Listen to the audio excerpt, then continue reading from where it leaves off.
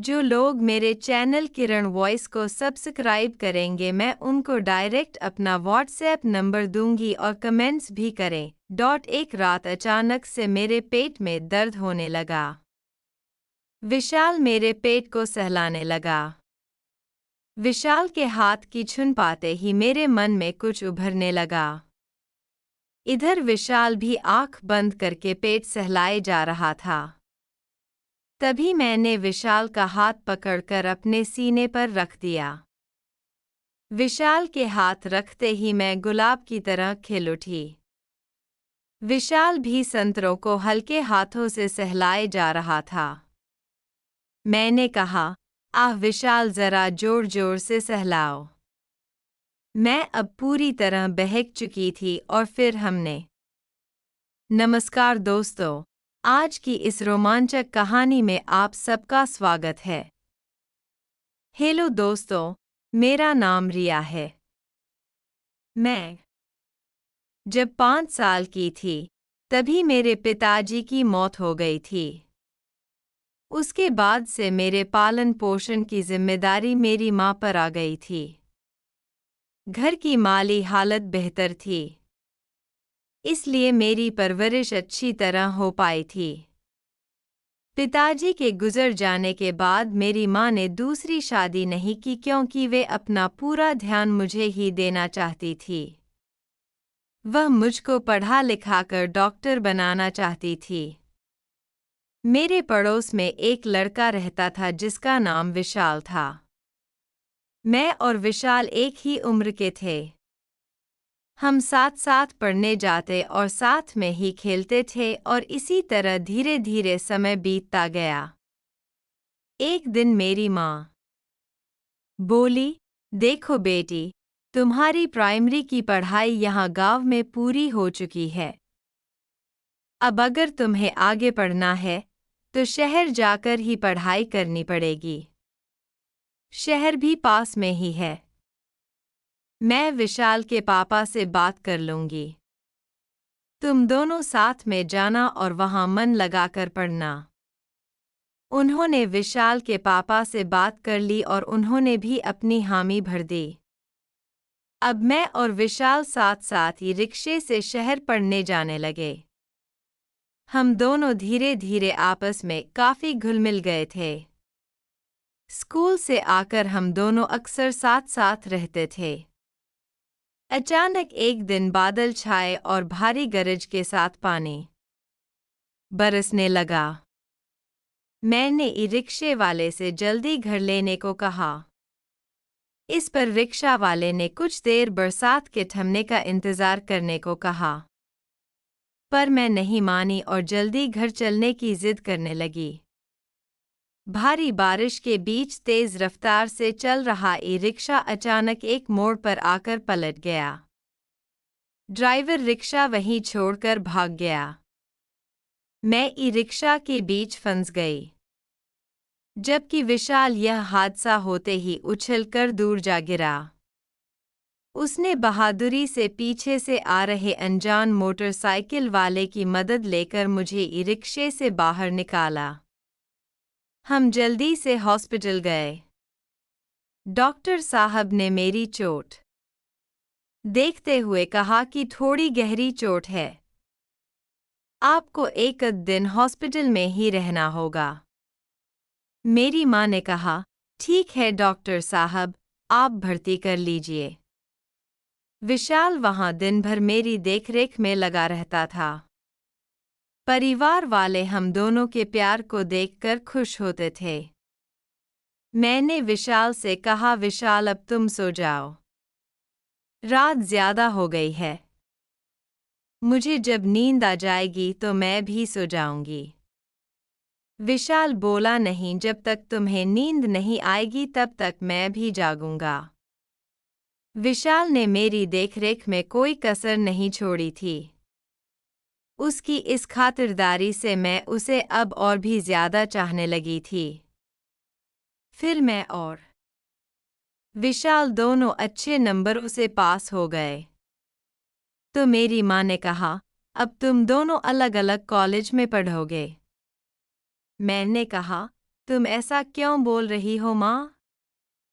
माँ ने जवाब दिया, अरे, तुम डॉक्टर की पढ़ाई करोगी और विशाल इंजीनियरिंग की पढ़ाई करेगा तो दोनों के कॉलेज अलग अलग ही होंगे ना। अब तुम दोनों एक साथ थोड़े ही पढ़ पाओगे। विशाल के पिता उसे इंजीनियर बनाना चाहते हैं, पर हाँ रहोगे एक ही शहर में। माँ ने मुझको प्यार से समझाया। मैंने बोला, ठीक है माँ।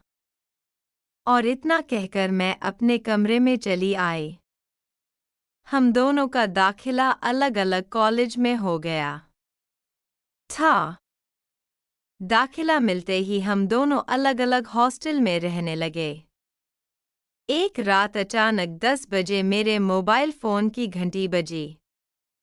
मेरे फ़ोन उठाते ही एक आवाज़ आई, रिया सो गई क्या? वो विशाल की आवाज़ थी। मेरी धड़कन बढ़ने लगी। मैंने उसे जवाब दिया, नहीं विशाल, तुम्हारी याद मुझे बेचैन कर रही है। जो हाल तुम्हारा है वही हाल मेरा भी है। विशाल बोला, मैं तुम्हें कैसे बताऊं रिया कि मेरे दिन रात तुम्हारे बिना कैसे गुजर रहे हैं। मैं तुमसे बहुत प्यार करता हूँ और मैं तुम्हारे बिना बिल्कुल भी नहीं रह सकता। हम दोनों बहुत देर तक बातें करते रहे और सो गए। एक दिन मेरी माँ विशाल के साथ मेरे हॉस्टल आई और मेरी वार्डन से बोली, मैडम, यह मेरे परिवार का लड़का है। अब तक इन दोनों बच्चों ने साथ साथ खेल कूद कर पढ़ाई की है। अब यह दोनों परिवार से दूर अलग अलग रहेंगे। अगर विशाल रिया से मिलने आता है तो प्लीज़ इसे आप मिलने की इजाज़त दे दिया करें तो आपकी बहुत मेहरबानी होगी। वार्डन मैम ने कहा, ठीक है, पर हफ्ते में सिर्फ छुट्टी के दिन रविवार को ही मिल सकते हैं। हम दोनों ने कहा, जी ठीक है, हमें मंजूर है। अब मैं और विशाल दोनों ही बड़ी बेसब्री से रविवार का इंतज़ार करते थे और रविवार आते ही विशाल मुझसे मिलने मेरे हॉस्टल मोटरसाइकिल से आ जाता था। हम दोनों घंटों बैठकर बातें करते थे। जाते जाते विशाल हॉस्टल के वॉचमैन को इनाम देना नहीं भूलता था। एक बार विशाल अपने दोस्त के साथ मुझसे मिलने आया और बोला, रिया, यह मेरा दोस्त अमर है। हम दोनों एक ही कमरे में रहते हैं। मैंने अमर से पूछा कि आप कहाँ के रहने वाले हैं? अमर बोला, आपके गांव के पास ही मेरा गांव है। इस तरह विशाल ने अमर का परिचय कराकर उसकी खूब तारीफ की। अब तो विशाल के साथ अमर भी मुझसे मिलने आने लगा था। हम एक दूसरे से इतने घुल-मिल गए जैसे बरसों की पहचान हो। समय का पहिया घूमा और मेरे एक तरफा प्यार में पागल अमर मुझे पा लेने के सपने संजोने लगा। हमारे एग्ज़ाम खत्म हो गए थे और हम अपने घर आ गए थे। एक दिन टीवी देखने के बहाने विशाल देर रात तक मेरे कमरे में रहा। जब ज्यादा रात होने लगी तो मैंने विशाल से कहा कि तुम अब यहीं सो जाओ। मुझे अकेले में डर लगता है। अगर तुम रहोगे तो मुझे डर नहीं लगेगा। विशाल ने कमरे के फर्श पर ही बिस्तर बिछा लिया और सोने की कोशिश करने लगा। पर आंखों में नींद कहाँ? वह तो मेरे प्यार के सपने बुन रहा था। रात बीते जा रही थी।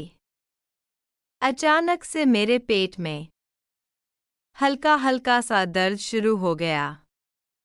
मैं बेड पर ही मचलने लग गई थी। विशाल एकदम से उठा और बोला, क्या हो गया है रिया? तू ठीक तो है? मैंने करहती हुई आवाज में कहा, पेट में दर्द हो रहा है। विशाल बोला, रुक, मैं किसी को बुला कर लाता हूँ। मैंने कहा, नहीं विशाल, किसी को परेशान मत करो। मैंने दवाई खा ली है। थोड़ी देर में ठीक हो जाएगा। विशाल परेशान हुए जा रहा था। मैंने कहा, अच्छा तुम यहाँ मेरे पास आकर बैठो और ज़रा मेरे पेट को सहलाओ। इससे शायद मुझे कुछ राहत मिले। विशाल मेरे पेट को सहलाने लगा। विशाल के हाथ की छुन पाते ही मेरे मन में कुछ उभरने लगा। इधर विशाल भी आंख बंद करके पेट सहलाए जा रहा था। तभी मैंने विशाल का हाथ पकड़कर अपने सीने पर रख दिया। विशाल के हाथ रखते ही मैं गुलाब की तरह खिल उठी। विशाल भी संतरों को हल्के हाथों से सहलाए जा रहा था। मैंने कहा, आह विशाल ज़रा जोर जोर से सहलाओ। मैं अब पूरी तरह बहक चुकी थी। मैंने एक झटके से विशाल को खींचकर अपने बगल में लेटा लिया और ऊपर से कंबल ढक लिया और हम दोनों के बीच वह सब कुछ हो गया जिसकी हमने कल्पना भी नहीं की थी। उधर अमर को भी मेरी जुदाई तड़पा रही थी। जब उससे रहा नहीं गया तो वह विशाल से मिलने के बहाने वह हमारे गाँव आ पहुंचा। विशाल ने उसकी खूब खातिरदारी की। वह मुझसे भी मिला। अमर ने मुझसे मेरा मोबाइल नंबर मांगा, पर मैंने बहाना बनाकर नहीं दिया, ना ही फ़ोन पर बात करने को कहा। अमर भारी मन से लौट गया।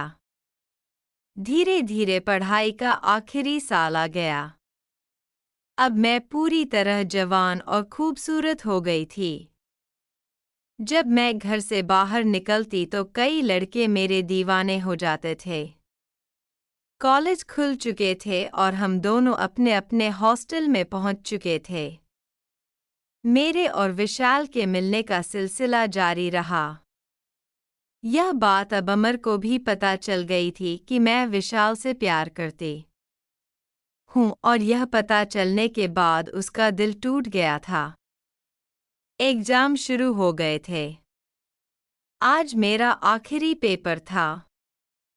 दूसरे दिन घर वापस आना था।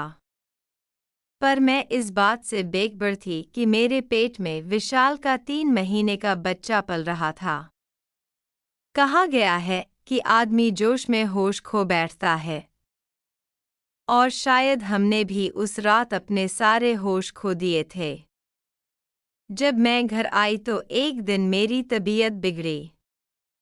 माँ ने डॉक्टर को दिखाया। डॉक्टर ने जब उन्हें मेरे बारे में बताया तो उनके पैरों तले ज़मीन खिसक गई। माँ मुझको जल्दी से घर लेकर आई और गुस्से में बोली, बता किसका पाप तेरे पेट में पल रहा है? पर मैं खामोश रही और आंसू बहाती रही। विशाल पर कोई शक नहीं कर रहा था। बात धीरे धीरे करके पूरे गांव में फैल गई। हर किसी की ज़बान पर बस मेरा ही नाम था। पूरा गांव में बस यही चर्चा थी कि अगर बेटी को शहर पढ़ने नहीं भेजती तो आज यह दिन नहीं देखना पड़ता। एक दिन गांव में पंचायत बैठी और सरपंच ने अपना फैसला सुनाया कि पंचायत आज से इनका हुक्का पानी बंद करती है। कोई भी शख्स इनसे कोई ताल्लुक नहीं रखेगा। लड़की को फौरन गांव से बाहर कर दिया जाए। मोहब्बत करने चली थी। अब यही मोहब्बत करने वालों की सजा है। सरपंच का फैसला सुनकर मेरी माँ सहम गई। मेरे घर मायूसी पसरी थी। रात में सभी फिक्र में डूबे हुए थे। जब सुबह सबकी आँख खुली तो मुझको ना पाकर सब मेरी खोज खबर करने लगे। पर मैं और विशाल सरपंच के फैसलों को ठोकर मारते हुए दूर निकल आए थे। जी हाँ, हम दोनों घर से भाग आए थे। हमें नहीं फर्क पड़ता था कि लोग हमारे बारे में क्या सोच रहे हैं या हमारे रिश्ते को क्या नाम दे रहे हैं। हम दोनों एक दूसरे से बहुत प्यार करते हैं और अपनी आगे की जिंदगी साथ गुजारना चाहते हैं। आज हमारा एक छोटा सा बच्चा भी है जिसका नाम लक्ष्य है और हम सब बहुत खुश हैं। कमेंट करके ज़रूर बताइएगा कि आपको यह कहानी कैसी लगी। अगर आपको यह कहानी पसंद आई हो तो इसे लाइक करें और अपने दोस्तों के साथ भी शेयर करें। आगे भी ऐसी रोमांचक कहानियों के लिए हमारे चैनल को सब्सक्राइब करें और बेल आइकन दबाना ना भूलें। सब अपना और अपने परिवार का ख्याल रखना। Thank you.